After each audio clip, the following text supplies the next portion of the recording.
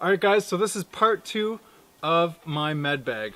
So basically part 1, I showed you guys the med bag that we have here, went through some of the cool things that I like about it, and we've been working our way through our protocol as if we were going through, starting with M for massive bleeds, airway, resus, circulation, hypothermia, and everything else. So today, part 2, we're going to take a look at the rest of the bag.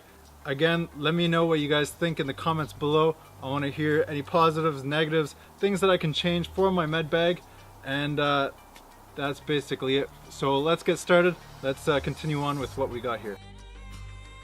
For circulation, I have IVIO here.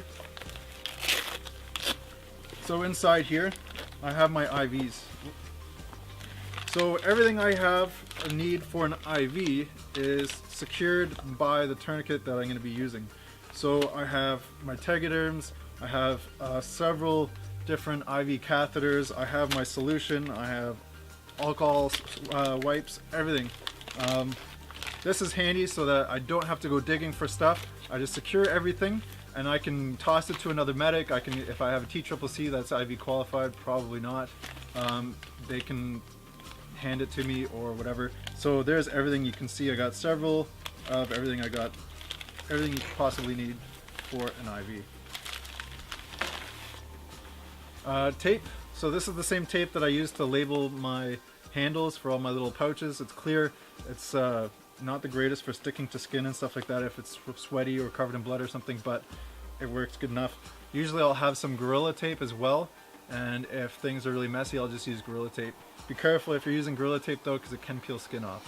In case IVs are failing, I have an IO. So this is just your standard easy IO. Can be used for the tibia, can be used for shoulder or ankle, whatever. Not used for sternum. I haven't carried the sternal IO in quite some time. And just a spare giving set, just in case. You never know what could go wrong. And then my second IV set. So I can do two 500 IVs. From there I go on to my emergency medications. So again, another football. Open it up. Inside of here I have a pre-filled 10 cc syringe. This is probably going to be used for giving morphine. And in here I have my narcotics and emergency drugs. So just opening that up, I have some needles and syringes. I have different emergency medications. So diphenhydramine for an antihistamine. And what I do is I put it in these little bags and then I label it. Just because depending on how tired I am or what, I have all the information given on here for how to give this drug and what it's for even. So I have diphenhydramine antihistamine, 50 milligrams per milliliter, IVIM. So I don't have to think about what's going on. I don't have to read the bottle or the small vial. I know exactly what's in there without having to look, and my writing is a lot bigger than what's printed on here. Have some Gravol, same thing. Write down what it's for. It says for nausea and how much to give. In here I have my morphine and I have my Narcan. So whenever I drop my morphine, I'm going to drop some Narcan just in case.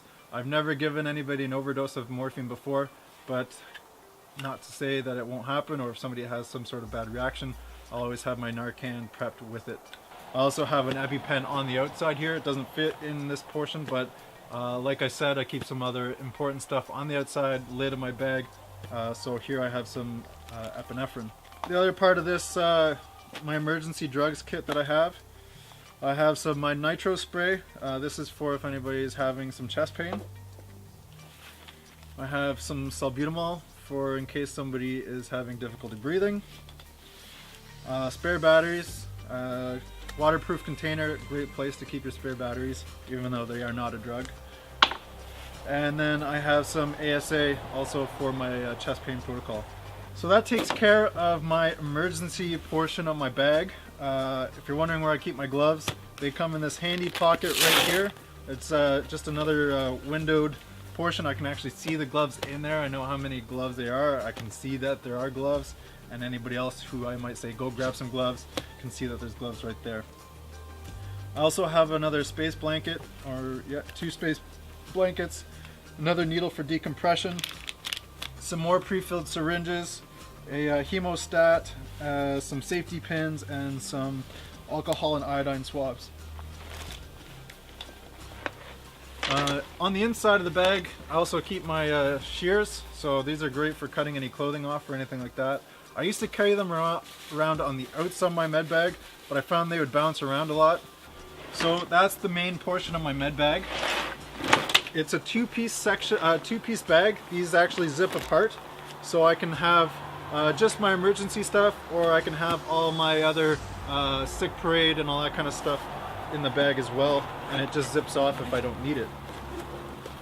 But as far as the second portion of my bag goes, again, some more hemostats, some tweezers, stuff like that that I'm going to be using potentially for situations where I'm not going to be in an emergency.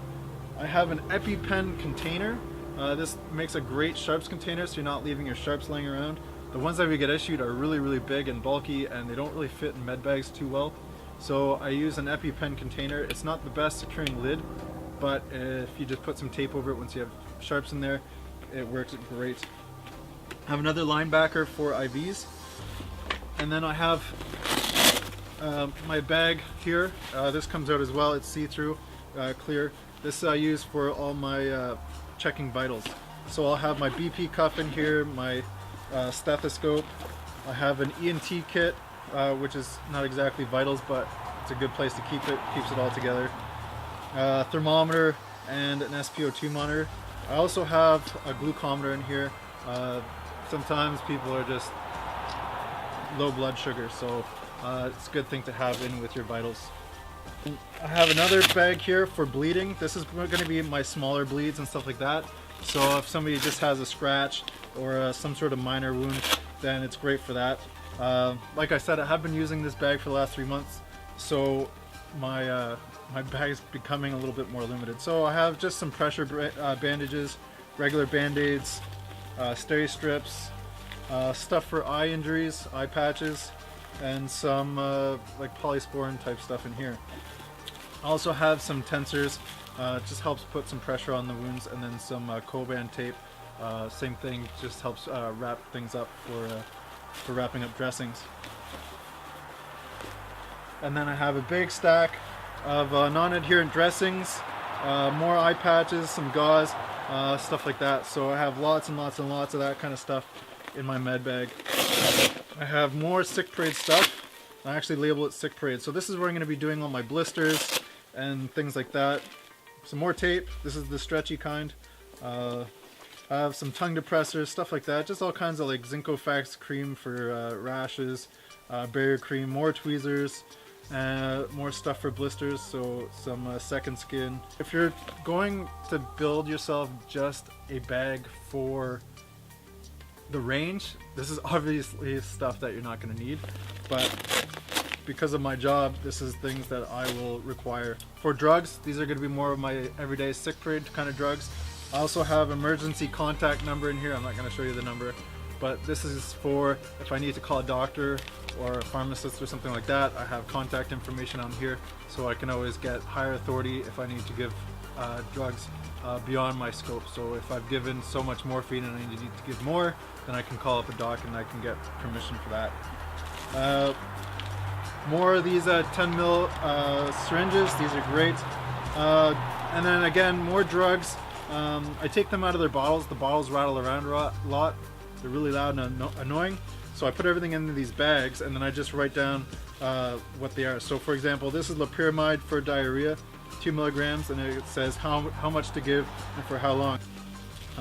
So here's an example of how drugs come, and you can see how loud that is and why I don't normally keep drugs inside their pre-packaged bottles. The other thing that I'll keep in this portion of my bag is some SAM splints. So these are great for stabilizing fractures.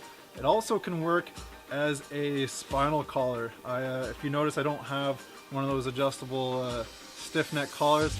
There's actually ways that you can use these things for a stiff neck collar. I'm not going to get into that today. You guys just wanted to see what I carry. So this is it. This is what I will use for a stiff neck collar, or for a splint for a fractured arm or wrist or something like that. One of the great things, again, that I love about this bag is that it actually has a diveable med bag liner. So inside of here, basically this just velcros right in place inside of my main compartment where I keep all my trauma stuff. And then my trauma stuff goes inside of here, and it's basically just a second waterproof layer. It's completely diveable. As you can see, you can pressurize it, and this will keep all your gear that you need for emergencies dry. I've used this a couple times now. I've used it for fast casting, I've used it for helo casting, and it works great. I have not had any of my kit get wet before, just the outer bag. And if I'm doing that, I'm probably not going to have my sick trade gear, just because I mean, it's going to be an operation and I can always just get that stuff later. So this is a nice thing about this bag, is that you do have things available like this for this bag. This is not a bag that's been repurposed. This bag was designed specifically for medics in the field. So probably one of the best med bags out there available. Any questions, make sure you comment below. As always, I'm Ryan, and I'm out of here.